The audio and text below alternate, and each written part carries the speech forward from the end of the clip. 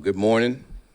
There's no better way to open up a season for us, being on national TV and playing against an opponent, a head coach that I highly respect, and you see exactly how they reinvented themselves the way that they play the game, and to really see us as a team, like where we're at and how we match up against this team. So this is going to be exciting to play against this team. PG, we've seen Ali and Hutch on the practice field, looking like they're ready to take another step forward. They're already good players, but what is your expectation for those two guys? My expectation is just like you just said. Every year I expect those guys to get better. Listen, Hutch has had a tremendous offseason. He had a tremendous training camp. And now he's at that point that he needs to set his sights at being, if not the best player defensively in this league, to one of the best players, which he is, all right? But now it's time for him to look at himself as the best player. When it comes to Mac, man, listen, he was growing at a rapid pace last year until he got the injury when he was out for like 4 games or whatnot. And then he came back and played, I think, the Minnesota game for a couple of reps, and then he played in this game in the playoffs. And you saw those flashes of him being a dominant player. So I look at him the same way I look at Hutch. I mean, I expect him to be a dominant player in this season. You played corner in this league. Yeah. I'm just curious, the challenge that awaits Terry on Sunday, and what are your expectations for him? My expectations for him is to be a damn good player in this defense because it fits who he is. And as a corner, I mean, things happen in this league. And I would tell you this, that's probably one of his better traits is he can move on to the next play. And I'm talking good or bad. The one part in training camp that really stuck out, and a situation happened with, I think it was him and C.D. Carton. And he was the first one, as a young player, to say, hey, man, let's forget about that. Let's go on to the next one. When I heard that let me know everything about who he was. I mean, good or bad, he's ready to move on to the next play, and that's a really good trait for a corner. To that, but your secondary, you got a bunch of new pieces out there, and some guys branch in a new spot. They haven't played much together just because of injuries and whatnot. So what have you been trying to accomplish the last week, or what do you need to accomplish the next couple of days to get them ready for just get those guys as many reps as you can, and then try to put them, especially in our walkthroughs, as many difficult situations as you can, because the communication part is the part that they got to get down. And listen, listen, we have great vets. As far as when I say vets, I mean talking about Kirby and like Branch. He's a vet now, so he has to understand he has to be a leader in that back end also. And then with CD coming from a Super Bowl team in Tampa, I mean, I expect those guys to communicate at a high level. Listen, there are going to be some ups and downs, absolutely, right? But that's the NFL. But the thing is, those guys have been working their ass off to be the best communicators they can be. What is the challenge of their passing game? I know they did, sort of change a little bit of what they did offensively midway through last year, but the personnel that they have, I guess, their staff. Well, obviously the two receivers are pretty damn good, with Puka and Cup, and then their other skill positions are pretty good. I think the running back's a hell of a player. Obviously, we know the one that was drafted from Michigan. I mean, he's going to be a good player. But the way they challenge you with all the pre-snap movements and then they get to a simple play, I think he's the epitome of, man, listen, make everything look complex, but we just doing simple plays. And I think that's great for an offense, and he does that. So the thing that we got to be good with is don't get caught up in all the eye candy, understand exactly who they are and how they run their plays and go make those plays. How does it help in week one? You talk about the altered approach, obviously adding Corum to the mix, like they're going to commit to that downhill running game. Just how does, you were their last game, how's the fact that you have seen that help you for this week one test? Well, the thing is we got to be good in that downhill running game, and that's what we're good at. So we expect to be good at this year too. So we're not afraid of that. We heard a lot of positive things about Jack kind of through the spring period. I'm just curious what further development you saw from him during training camp and the pads came out and stuff like that. Leadership skills for the most part, especially as a Mike backer. And I'll talk to Jack on a number of occasions about that, because being a leader is not just being vocal. Being a leader is about how you influence everybody. And that's the one thing that he's doing a better job of. And I'm not just talking about in practice, I'm talking about walkthroughs, in meetings, in games. How are you operating, right? That's what leadership is, how you influencing everybody on this defense. And he does a good job with that. With his ability to push the pocket, set the edge in the run game, just how much does Marcus Davenport help other guys around him? Listen, this man fits exactly who we want to be on defense, especially playing outside of Hutch. He's a violent, he's a physical, he's an athletic big man that plays the game the right way. So you're absolutely right. If you got a guy like that that can bull rush and that can condense the pocket, that allows Hutch and other guys to go to work, and we expect that. Aaron, like you said, Brian Branch is a vet at this point. How have you seen him in summation, now that you can look back on camp, handle that move to safety? Obviously, we know it opens up so much for you, but now that it's go time, how do you think he's done with that journey? Well, he's always been a safety. You guys just haven't seen him at safety a lot. You know, he's been getting those reps in practice quite a bit, even last year. The thing is, we just needed him at that spot, and he did a really good job at the nickel spot. And that doesn't mean he's not going to play nickel, so I want to get that out of everybody's head right now. You know, he's going to play safety, he's going to play nickel, he's going to play dime, so he's going to be all over the place. And the reason why we're doing that is he's a damn good player, because we're going to put him in position to make plays. But I would say this, you talking about meeting room, you talking about practice, you talking about a man that's like upped his communication, that upped his leadership skills as far as influencing guys. He's done that, and he's done it at a high rate, in my opinion. Can you explain why he's more valuable to you in that role, like playing everything, or maybe starting at safety rather than just anchored to like that? Say that one more time. Why is he more valuable to you in the defense, playing everywhere, playing? Because he can do so much, and when you have an instinctive player like him, you want to allow him to be able to move around. And he's a smart player. So he can play in the box at the nickel, right, and be able to make plays down low. He can play deep safe and be able to intercept balls. You know, if you watch him at Alabama, he's done that. He did that quite a bit. You watch him in our practice, he did that quite a bit. He's made a good amount of plays in the back end that you want to see from that player. And the thing is, we know that he can do it, so we're going to put him in those positions to be able to do that. No snap to snap what you're going to do, and is that part of it too? What defense? I'm sorry, the offense. Opposing offense. They don't know snap to snap what you may do with him, I guess, to give you that help. Well, that's with everybody. I mean, even with Iffy. I mean, Iffy's going to play some nickel. He's going to play down in the box. He's going to play deep safety. And we try to do that with guys that can handle that. We have guys that can handle those roles. You look at comparison to last year at this point, you know, with your secondary, we made a big point, obviously, this offseason and all the additions. But do you feel like, after watching them, that they've improved, like with the new additions y'all brought in overall? Well, I would say this, because they haven't played together a lot. I think we just got damn good players. And when you have players like that, it's up to us as coaches to make sure we put them in positions and coach them to communicate at a high level. So I'm excited about the guys that we have. I'm excited about our linebackers. I'm excited about our front. I expect us to be a damn good defense, and the guys expect that too. More than about just your starters up front in particular, you need to have guys you can rotate in and Absolutely. trust. Pascal's entering his third season, and No you doubt. talked a little bit about what kind of Terrell Williams helping him find an identity. Where have you seen Josh grow as he's coming into his third year? When you watch him in the preseason, I think the one thing that stands out about him is he's starting to understand exactly who he is and how he has to play to be successful. And T has done a really good job of helping him understand that. You see the power. He's a big man that can play on the edge. You see the power in that aspect of him being able to collapse the pocket. You see the quickness when he's playing inside to be able to win those one-on-one situations. Does he still have room to grow? Yes, he do.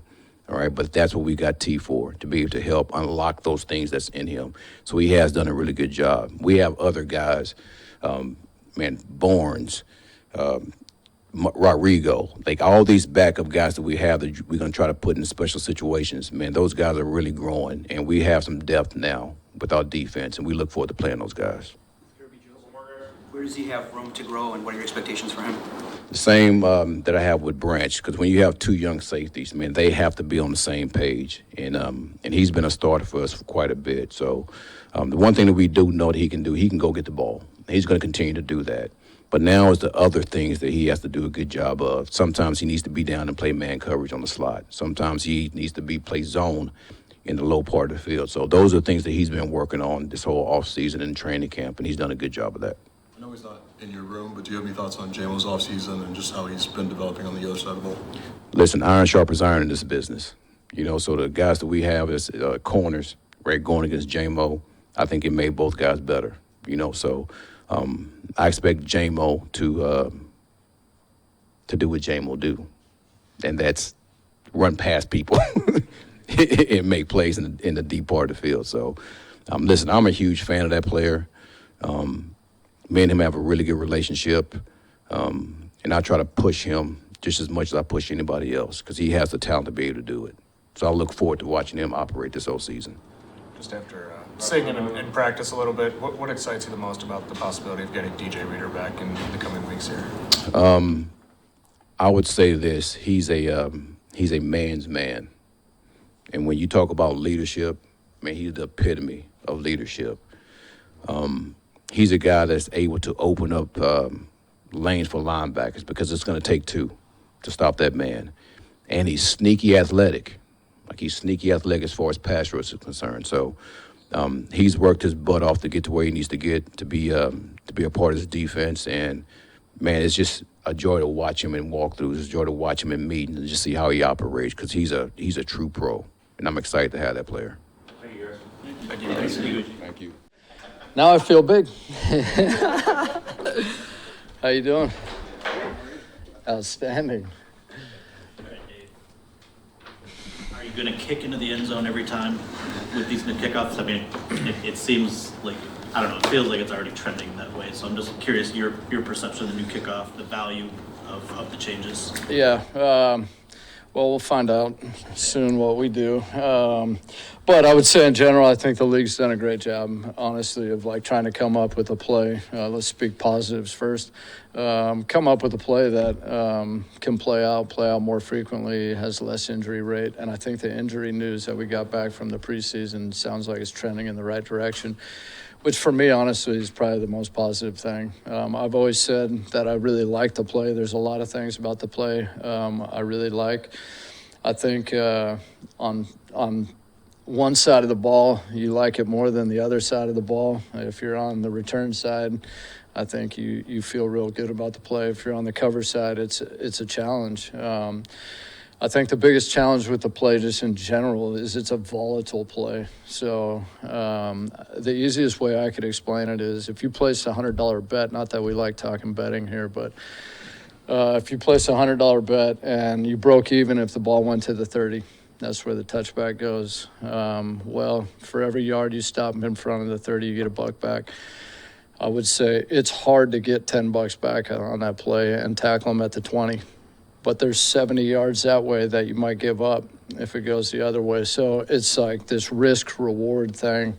And the biggest challenge with the play is, like, if you were asking me would I love to play every one of them out, I'd love to play every single one of them out. But at the end of the day, our job really is to try to win a football game. So when you have the team approach in mind, then I think that changes your decision-making a little bit. So we'll see. I think, there's still like a lot out there on, the whole play in general. Number one is if it's a touchback and we're kicking from the 20, the play's going to play out. So everyone's going to see that. That'll be positive. If there's a penalty and we're kicking off from back there deep, the play will play out for sure. That's a positive. And then I think you'll see some of like what we saw a year ago. A year ago, we saw some like, okay, let's hit some touchbacks and some returns if you're on the kickoff team. Well, I think now you're looking at it probably from the other side of, well, maybe let's take some touchbacks and let's return some of these. If the play is not advantageous for the kickoff team, then maybe it's more advantageous for the return team. So it works both ways when you're coaching both sides of the play. So we'll see. I think there's going to be a combination of things, maybe like catch them off guard. Maybe you have a special return for a special situation that you're saying we're going to bring it out no matter what. If you're looking at the end of the half, you definitely like your odds at coming out with the ball. So I think it's going to depend a little bit on who you're playing and how you match up with that group also, who their returners are, all that stuff. So I think there's a lot still in play with the play. But, they're definitely, I think the league said the numbers were like, on average, the drive start was the 28.8. So you're talking about fighting for 1.2 yards with a chance to give up a lot. So that makes it more advantageous for the return side and less likely for the kick team to be kicking 1 million returns. So we'll see how it plays out. I'm not totally sure, but that would be my best guess for you guys. How much do you actually know versus your sort of, I was talking to Jalen about it, and he said, we've got decades of data from the old kick, right? And this is 3 weeks of data. So how much is still on them? Yeah, and it's a good point because the data is really not great. Like in the preseason, everyone's returning it. Some of that data says, there's guys who are returning the ball 5 deep in the end zone just because they said, hey, we want to play the play out in the preseason and get a feel for what it looks like. Well, in the regular season, they might not do that. There's teams that are obviously hitting shorter kicks in the preseason. In the regular season, they may not do that. There's teams like us trying to hit every kick and try to find out every way we can try to cover the kick. And really, that was our goal in the preseason is can we come up with a way to cover it and get them tackled down there deep so that we can kick off throughout the course of the year and justify doing that. And our approach was really like, let's swing at it as hard as we can, go outside the box. If that opens us up and makes us vulnerable to something bad happening, who cares? It's a preseason. We can feel it out. So I think there was a lot of different agendas in the preseason. The preseason, some guys are playing their players, some guys aren't playing their players. I mean, there's just so many different agendas in the preseason. So it's hard to tell with the data, but I think you get the general idea. Did you come up with something? Like, you come up with a way that you can cover the kickoff, you think? I mean, we have our way that we feel great about going into this game for sure. But yeah, it's a challenge to get the guy tackled deep is what everybody's found out, I think. In Bates throughout camp and just your comfort level with him heading into week 1? Yeah, I feel great about Bates. He's definitely a young player. He's going to have some ups and downs. I think when you're playing that position, that it's a difficult position to play because everybody jumps on oh my gosh, this guy's incredible. Oh my gosh, he had a miss and he's the worst ever. And when you're a great player at that position, you have Tucker on the back of your jersey or Elliott on the back of your jersey, and you miss a kick, everyone's like, oh, yeah, but he's fine. But when you don't have that on the back of your jersey and nobody really knows your name or you're new and you're getting into it, it's, live and die by all those kicks. I mean, the one way I say it is like 2 years ago, Bucker, Kansas City Chiefs are playing in the Super Bowl, and Bucker missed a kick, but nobody talks about it because they won the game, So sometimes when you play on a great team, that position goes less noticed because the game's not – every game in this league ends up being close. So when you're not on a great team and you end up losing some of those close games and you pin it on the kicker more, or it's more likely to be pinned on that guy when, in truth, the numbers on most of these guys are very close. A lot of them hit, high 80-something%, low 90%.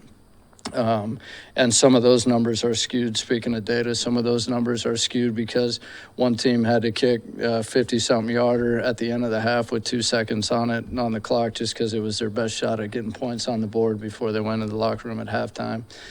And one kick, one miss makes a big difference on the percentage because you're talking about 20 to 30 kicks on a season. So anyway, I feel great about him. I'm really excited about him. He's one of the most talented players I've been around at that position. I think all the guys on the other teams in the preseason watch him warm up and are like, oh my gosh, this guy's incredible. So he has a tremendous upside, which if you're going to invest in a player and take a chance, you definitely want to do it with a guy who can turn out to be a really good player for you.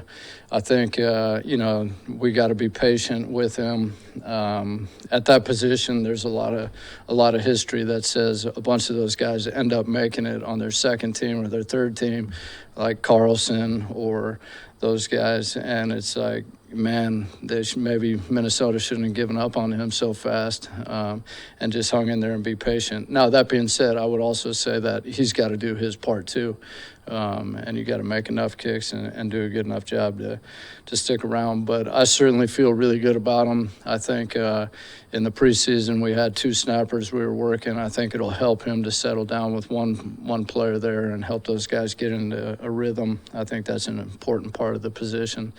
So I think that'll help him. We obviously play indoors 14 times this year. That'll help. So anyway, I'm really excited about him. I think he's a really talented player. He's obviously got to improve. The other thing I love about him, he's very self-aware. And I think that's probably one of the best qualities you could have in this building if you're a player, is knowing exactly who you are. And I think he knows he's a young, developing player that's got to continue to improve. He doesn't think he's there yet.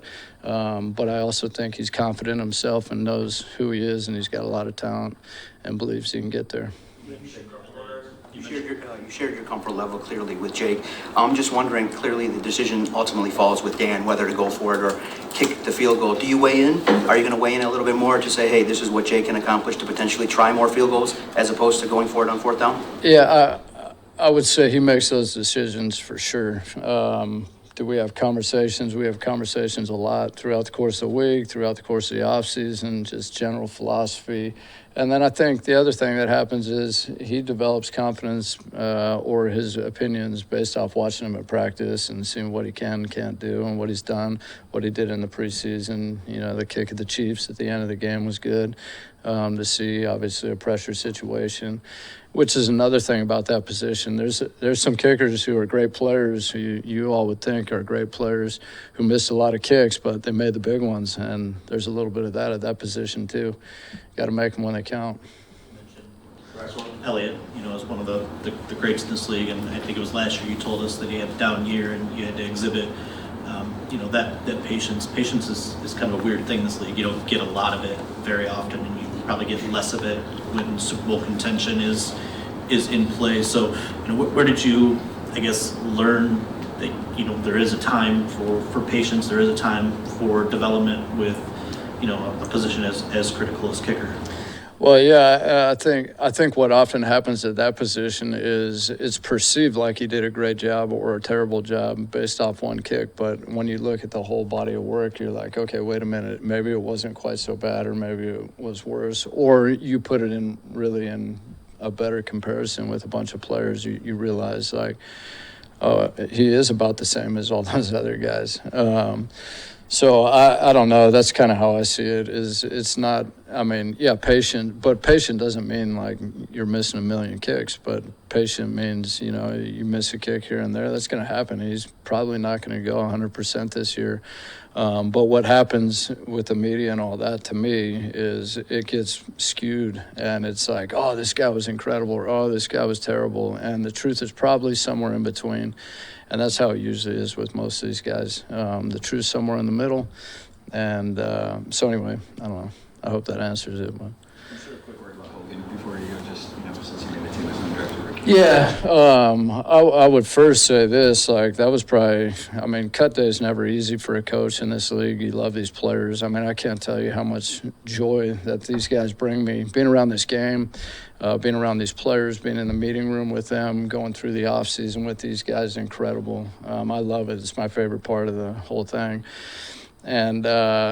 And Daly was a great player for us, and he really stepped up at a time where we needed a guy to step up. You know, Mule was on his way out, and he might not have been totally ready to play at that time, but he elevated his game, found a way to get the job done, which is a big part of this business. And he got the job done for us for a bunch of years. And so I love him to death. And it was hard to see him go, obviously. But at the end of the day, I think our decision as a coach, I've always said that the thing I can guarantee I'll do is I will say whoever I think is best for this football team. And Hogan did a great job. He came in here. We knew we were getting a little bit more athletic body type, a guy who'd kind of been a positional player in high school, recruited that way to go to college, not just a snapper, had played some defense there at Idaho.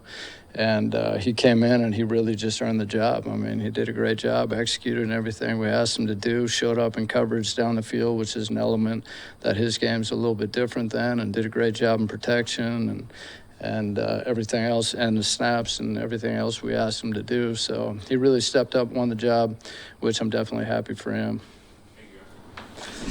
All right. How are we doing?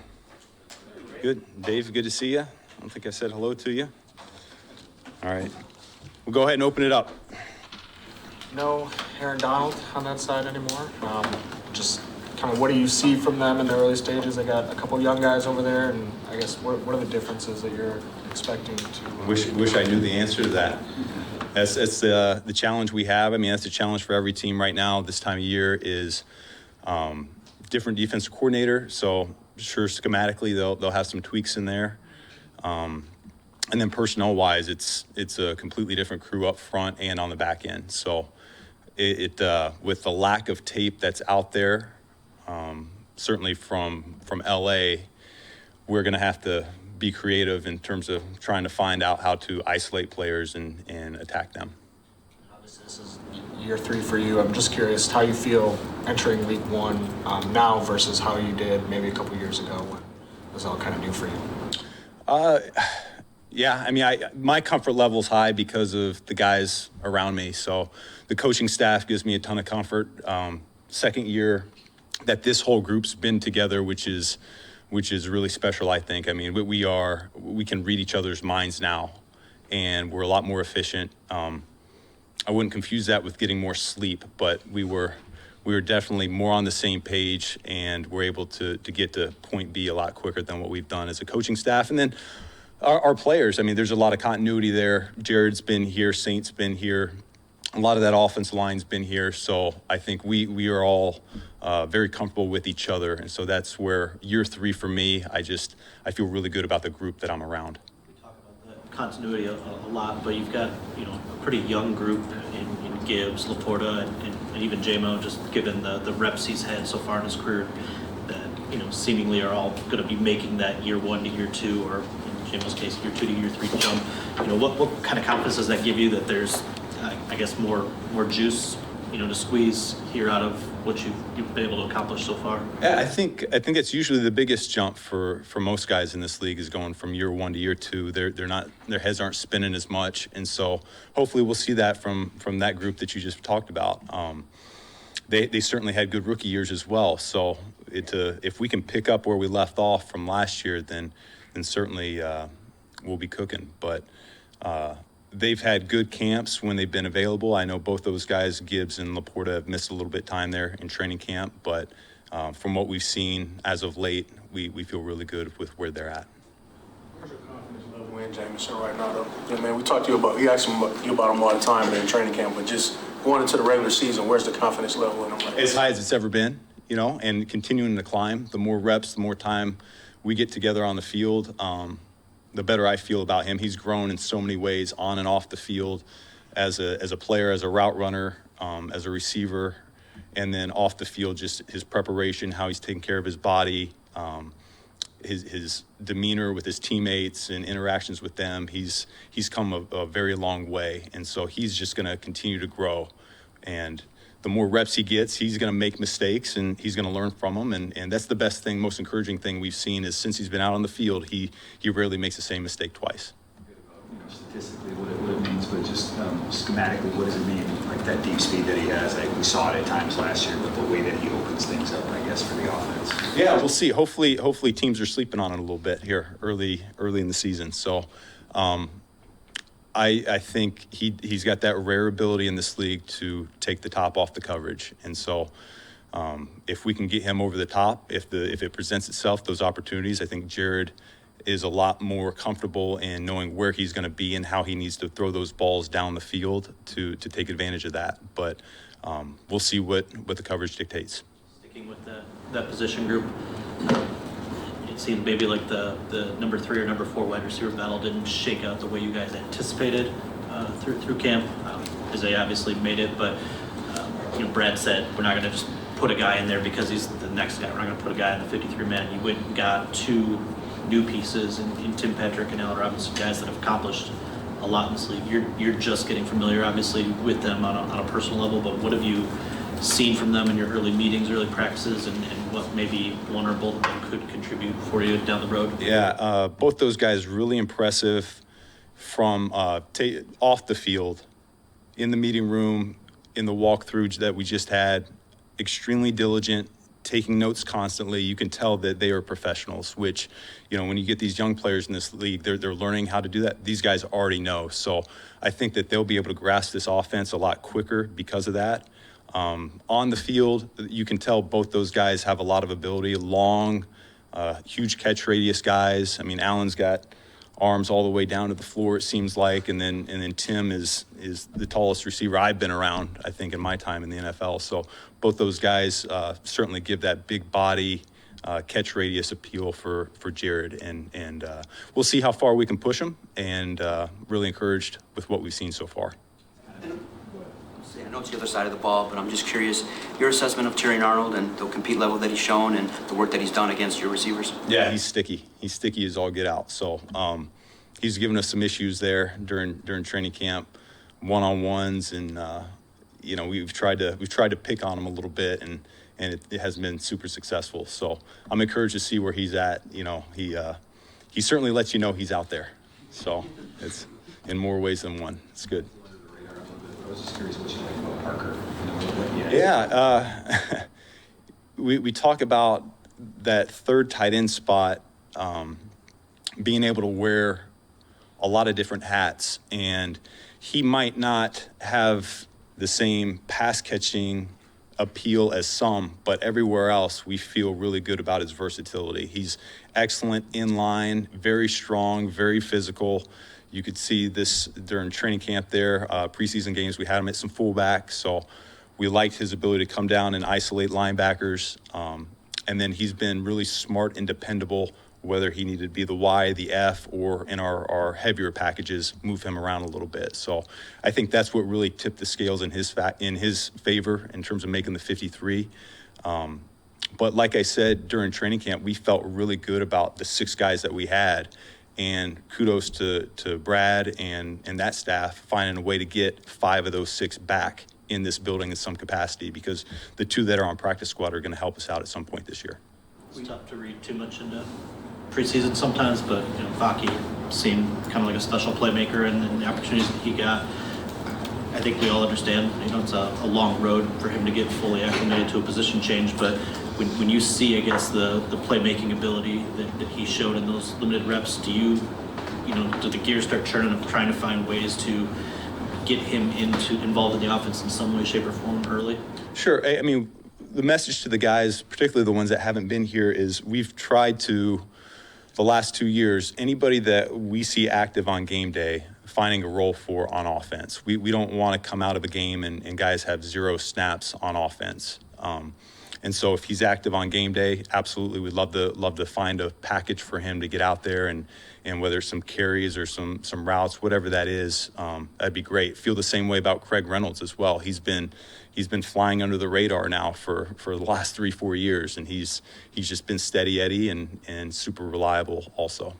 When we talked to Jared earlier in the week, he praised your ability to evolve the offense each year, make sure you're not kind of standing still. I'm just kind of curious what that process looks like when you start adding new things or self-scouting and making sure you're not doing the same thing you were last year.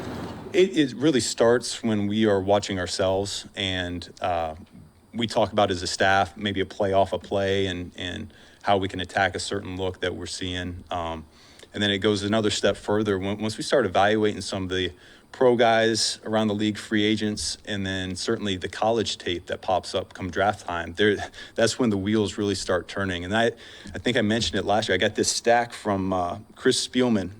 I got index cards just that big that is still sitting on my desk, and he's already started to feed me some from this year now that the college game's going. So we are always looking everywhere that we can find a little edge, something a little bit different. And that's the benefit of having such veteran guys and smart guys, is we can take little things and incorporate them and really not miss a beat. With Gibbs, we talked to him early in the summer. He was working on his route tree, he was working on his release and stuff like that. How much did that time missed impact what you would like to do with him in the passing game? Who was that? Gibbs, yeah. When he came back in the springtime, you could tell that he'd been working on some of that route running stuff, and unfortunately the availability hasn't been there consistently, so probably didn't get to explore that as far as we would have liked, but we certainly feel really good about where he was at in the springtime, what he's shown here in camp, and from the backfield, from the slot, from out wide, it's certainly more than we felt comfortable with a year ago. You came back in part because you felt like this was a team, a roster that had a chance to win a Super Bowl. I'm just curious, big picture wise, like how you feel about where you guys are right now heading into the season, what you like best about what you guys have accomplished to this point. Awesome. Yeah, I feel great. We had a great camp, and now we can focus on one game at a time, which is really where our sweet spot is. Our guys are all dialed in, nothing but LA right now, and what gives us the best chance to win this one ball game. Thank you.